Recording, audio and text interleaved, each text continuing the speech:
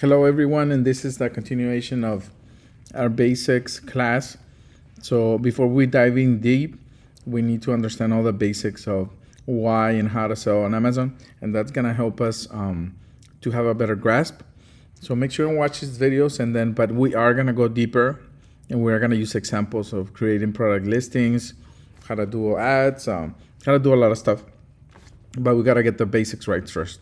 So the first thing I want to tell you, once you want to sell your products on Amazon, that being selling through Prime is very important because Amazon has Prime members which get free delivery either 1 day or 2 days. So if you look for that Prime badge, that means that items are either through the FBA program fulfilled by Amazon, or people are being qualified to ship items really fast. So Amazon's a really similar concept to eBay. But what eBay does that I think puts them at a lower grade is that they have 1 million listings for 1 million products, and Amazon tends to have one listing and then all these sellers are under, and that makes them either compete or become better sellers in order to be the ones that have the buy box, like we spoke to before. The buy box is the first person on the first position to sell. So Amazon has a brand and a reputation of delivering fast, neat, and good boxes. And then you can also select on which site you want to sell and in which language you want to sell. So they're worldwide. Amazon will allow you to do your brand positioning. You can set your own price once you launch your own product, which is a little bit different than launching or buying wholesale from Mexico or buying a different product. You can explain the product features. You can also spike traffic by doing ads, by doing a press release, by doing a whole bunch of stuff that we're going to talk about. So the first thing I want to tell you with this video is that selling through the FBA program is one of the best things you can do, because you send your inventory to Amazon. This is how it works. Amazon will store it, your product, from a single unit. You can just send one unit or your entire inventory. And the FBA will help you become more visible, become competitive. And basically, you're using the logistics and the brand name of Amazon in order to sell a lot faster and a lot better. Then when the product sells, Amazon will they'll pack and ship your product, and they'll do customer service in the US or everywhere else. Amazon will provide service in the local language wherever it needs to be. The benefits of FBA is that Amazon handles all the logistics to customers that qualify for Amazon Prime, and the ones that don't either. They have a large, loyal, and customer base. They have a low delivery cost. So there's a lot of benefits to FBA. You're recognized, for example, here. If it says FBA, it's more reliable than when it says something else. So, for example, here, Nordic Lifestyles from Finland, it's fulfilled by Amazon. So people will trust that because delivery is fast. So you can choose to sell in different product categories. There's some to us that stand out.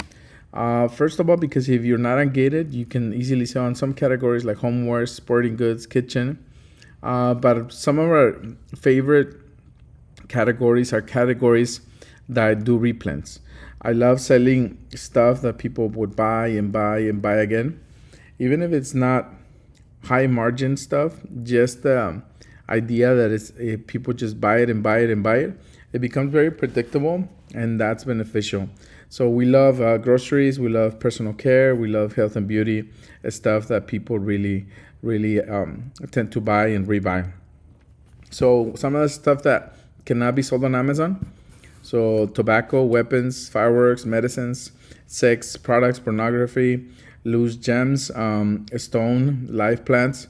So make sure, and if you sell those kinds of products, watch out, because that can get your account banned right away. So once you're ready to sell, these are just the basics where we're gonna go really deep into examples later on. You need to set up your product. So this is a general idea. They keep on changing the page a little bit. But basically, you're going to be able to see your inventory, the pricing, the orders, your advertising, your reports, your performance. So this is like the home page. One of the things that you have to be on the lookout for, always check this homepage every day. Check it in the app or you can also check it in the desktop.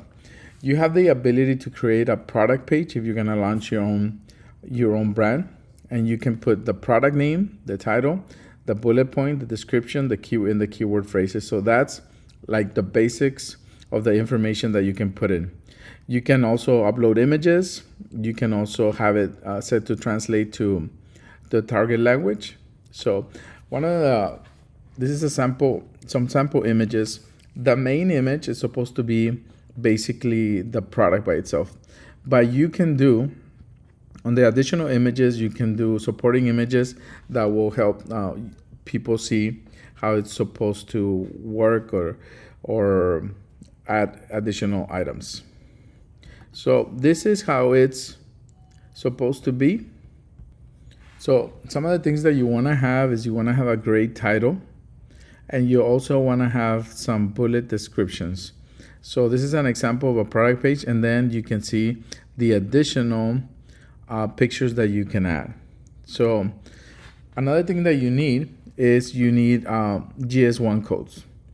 Barcodes. So you usually use UPC codes.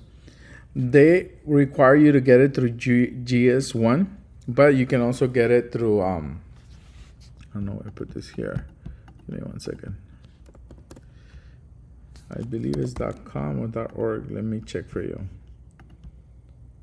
So as I was saying, you can get the GS1 codes in gs1us.org. I mean, that's where I've gotten them. You can also get them on eBay. We've never had an issue, but Amazon does mention that they need to be from GS1. GS1 is like the official inventors of the UPC code. So they are the ones that are officially registering barcodes. So when you register a barcode, you put what it is, and then you put the name of the company. I believe at some point they're gonna start to check that information and verify that you actually own the product and you're actually paying for the barcode. They come in packs, and they also come with a yearly fee. So don't forget to pay that also once a year. So you can buy a pack, I think of 100 for like $700, and then you pay like $150 once a year.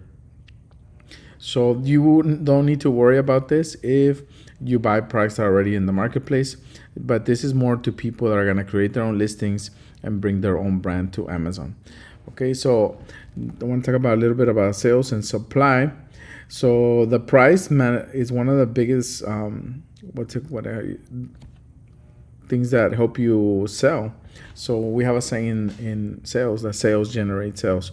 So you can do pricing, you can do promos, you can also need to monitor sales and stock requirements. Something to be on the lookout for is to never run out of stock if something starts to sell, because Amazon will penalize you if you're not in stock. So if they can't trust you to keep an item in stock, they will slow you down. Another thing, when you send boxes to Amazon, if it's over 50 pounds, you have to label them team lift over 50 pounds. This is how the labels look.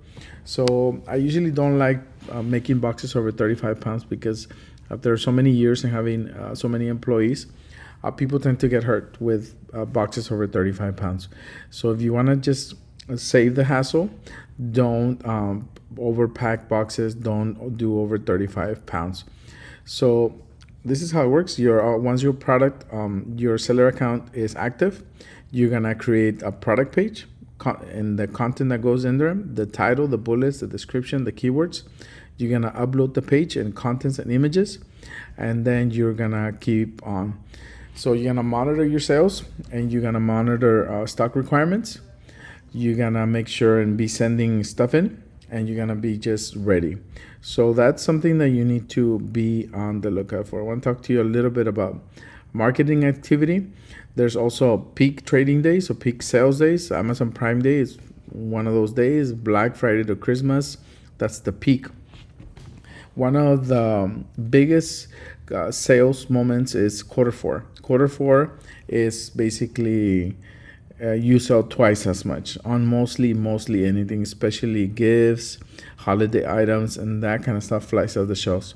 So something happens during the last quarter of the year, which is October, November, December. People tend to spend a lot more online. People tend to be a lot more open to spending more money online. So watch out for those dates and make sure you are ready. One thing to watch out for those days also is the storage fees. The storage fees like go really high, so be on the lookout for that and make sure that you don't hurt yourself by having overstock. So just have just about enough as it's selling. So make sure you're also ready at time of launch if you're launching a new product to do sales, to do ads. Okay, so sponsored ads really help, especially at the beginning of a product launch, because they push you in front of a lot of people. So they charge cost per click, so it costs money, but it can help you launch a product, speed it up. Additional marketing you can also do Google display advertising. You can contact influencers. We're gonna have a whole class on how to launch a product, but we'll get there pretty soon. You can also do cost per click campaign. You can do a daily budget. You can control all that information. You can also do links through blogs. So this is a little bit more advanced, but I do want to start to get you with that mindset of being launching your own brand pretty soon. So that's one of the strategies that we use. But don't worry, we're gonna make a plan. We're gonna make specific videos on it. We're gonna record everything and we'll put it on the site. Okay, so we'll see you in the next video.